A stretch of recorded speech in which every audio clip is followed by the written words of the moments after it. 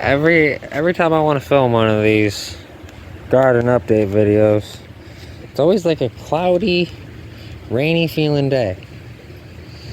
Oh well.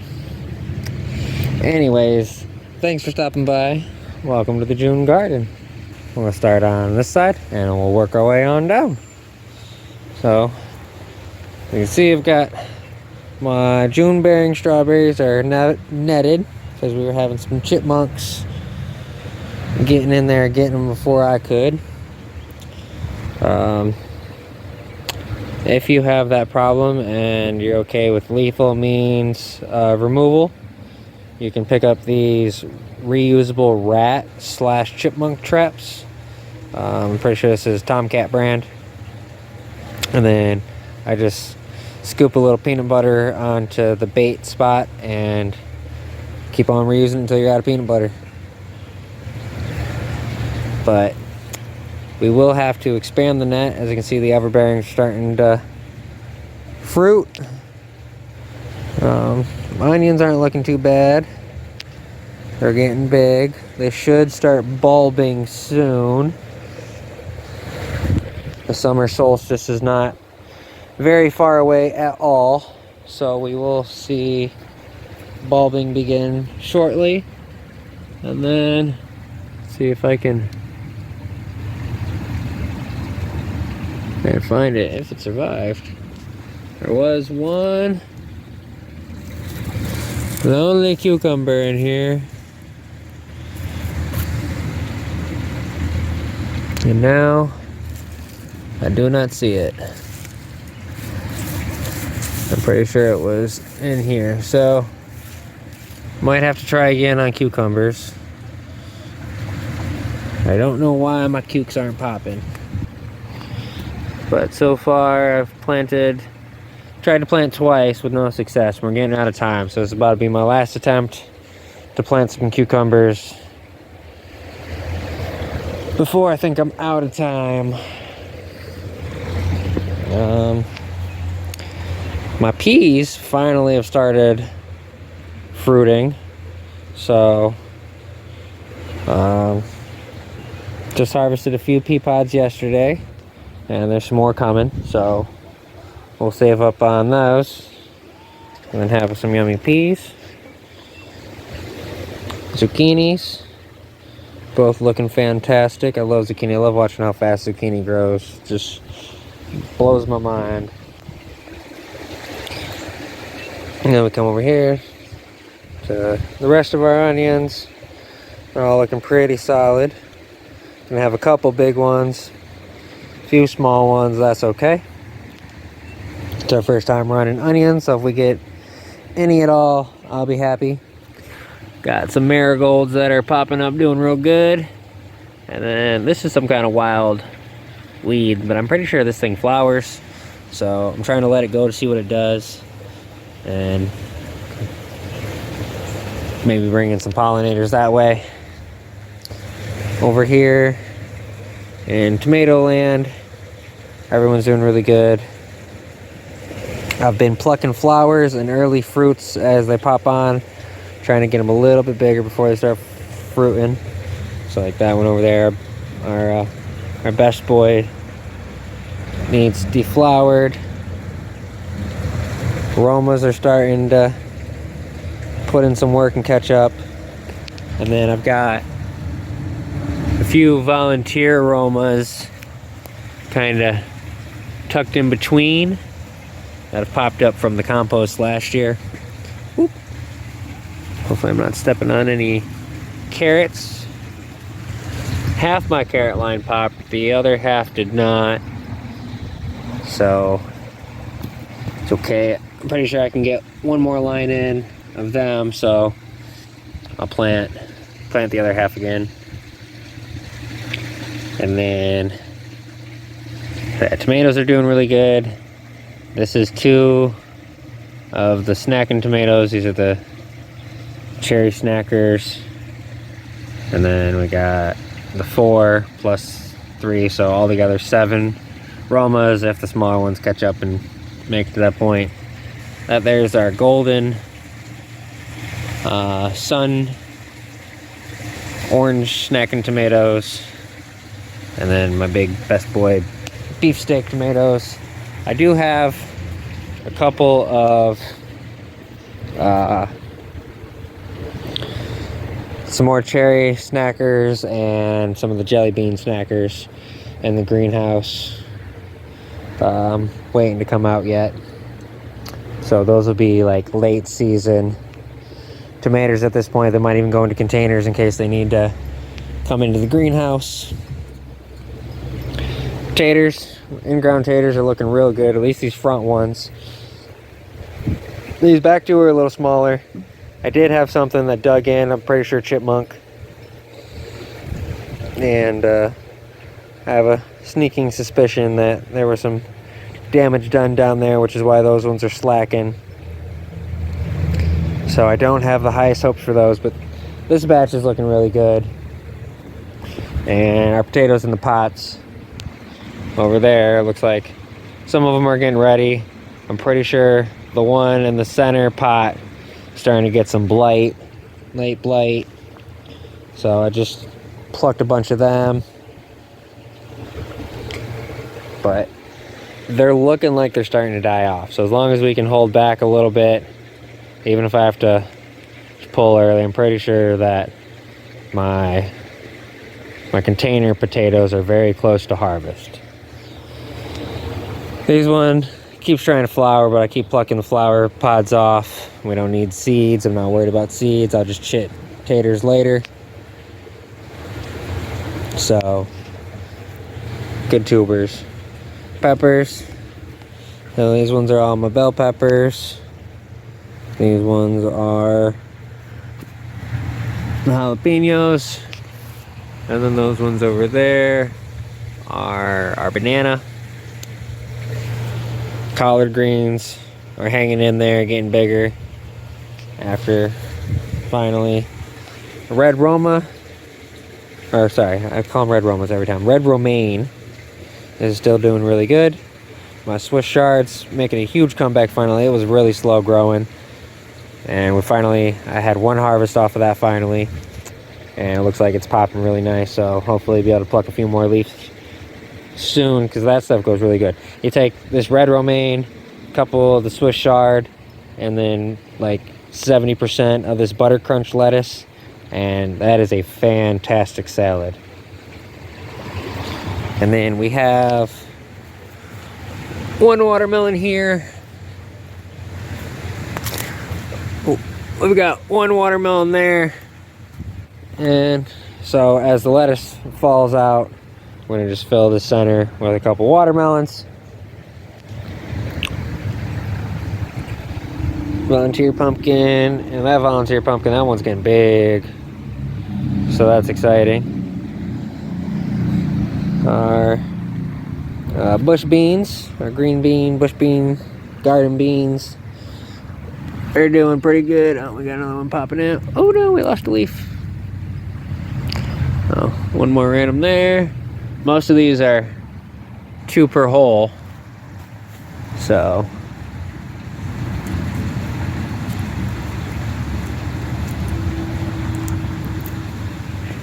see if we can get this one off of here.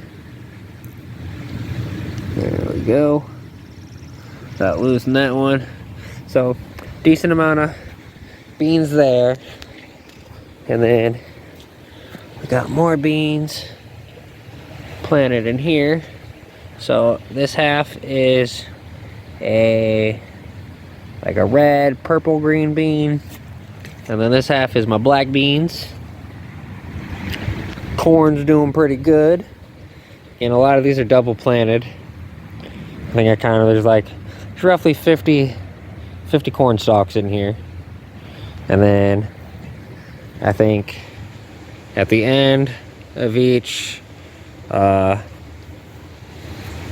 don't know what you call the lower part of the irrigation ditches. So not in the mounds, but at the end of, in between, I think I'm going to put poles and put pole beans in on each of them. And then maybe up in the corners or something up here. I originally debated just letting them grow up with the corn, but For some reason, I'm not so sure. So I'm thinking I might just put some poles out and grow the pole beans on the poles. Our mint's looking pretty good. Like I said, this tater's yellowing out real good. So I think it's almost done.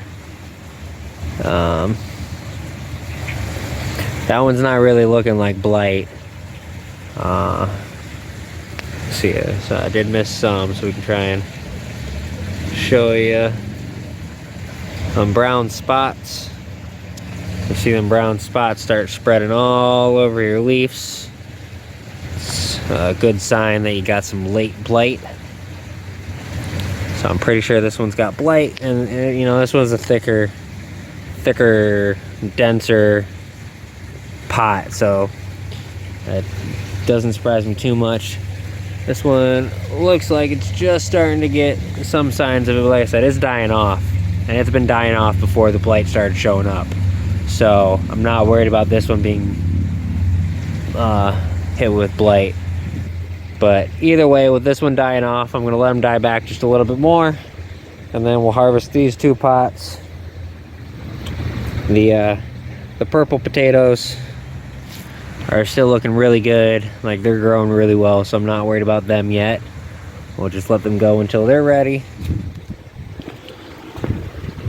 I tried doing some late onions, not thinking or not realizing that the solstice and the photo periods play a role in onion production, so these guys are probably going to be a bust. But you know, sometimes you just gotta experiment and mess around. And then the only cantaloupe I think I've got so far, because I tried to plant a couple cantaloupe in here, that one popped. I don't see signs of the other one. I don't remember where I planted it, but somewhere in on this end I tried to plant the other one, and I had planted one on either end of this mound, and we got one, so I'll be happy with that. I like cantaloupe, everybody else likes watermelon, so we got a couple watermelons for them and a cantaloupe for me. I can't complain. And then I take you over and show you the pumpkin patch. We got a pumpkin patch planted. Ooh, it's not gonna focus. There on the other side of that tree and on the other side of the shed. But there's only one pumpkin that's popped up so far. And otherwise we'd just be looking at dirt holes or dirt spots. So should be something better to look at for the July update. It's gonna be hard to say whether or not we're gonna reach knee high by the 4th of July. Last couple days of this smoggy overcast from the Canadian wildfires, I feel like has definitely played an impact on the growth production of the garden. But overall, we're still doing really good. And I mean, some of it's fairly knee high. It's kind of deceptive because these mounds, I've built these mounds back up. But, you know, these plants are pretty much planted in level with here on the unders. And then they're just mounded up. So, I mean, they're good 6-8 inches tall so far. Got a couple more weeks of June before we get to the 4th of July. So there's a chance we'll be roughly knee high by the 4th of July. Like to see taller than that, but I still think we'll be able to maintain good corn harvest. I'm pretty sure I got in a week or 2 late compared to what I should have. But you know, you live and you learn. Alright, that's pretty much gonna wrap up the garden tour for June. Like I said, I still plan to try and get some cucumbers replanted. Got a couple more pole beans to plant. Whew. I thought I was gonna sneeze there for a second. But we're kinda getting ready to slow down on summer planting, take a small break, and then once August, September start rolling back around, we'll start planting again for our fall crop. So, and then I'm pretty sure after this season, I'm gonna redo these beds. Getting all this in kind of made me realize that I'm pretty sure, so I want to have my strawberry bed, I want a potato bed, I want a tomato bed, I want a greens bed, I want a beans bed, I want my cornfield. So I think this next season, over winter, I'll have the chickens in here, and they'll completely tear this place over and till the top layers and make it so that all these defined bed areas and pathways are completely gone. And then we'll just measure out from the strawberries where we go. And then obviously we'll still do my oddballs like peas on the edges and stuff, so that they can use the trellises and stuff for growing. I'm feeling I'll always kind of put like my zucchinis off in a corner somewhere, at least until the strawberries fill in all the way. But I really want to create some more dedicated bed instead of, this is my nightshade bed, I guess, because we got tomatoes, potatoes, peppers, but then I've got my nightshades in with my greens, so it's just kind of little all over the place. And in order to kind of up the production, I think I'm almost going to kind of model myself after a market garden. There's some 30-inch beds, some 48-inch beds, depending on what I'm growing in it and with the size spacing I need. But I feel like it's really going to help increase my production numbers. So that's the current plan, but that's the whole season away. So I hope you all are having a fantastic growing season so far, and I look forward to hanging out with you guys again next month. So thank you so much for stopping by. I hope you enjoyed stopping by and seeing the garden. Make sure you hit that thumbs up if you did. Drop some comments below. I'd love to hear what you guys are growing, what you decided not to grow, what's doing really good in your garden, what's not doing so good in your garden. And until next time, guys, bye-bye.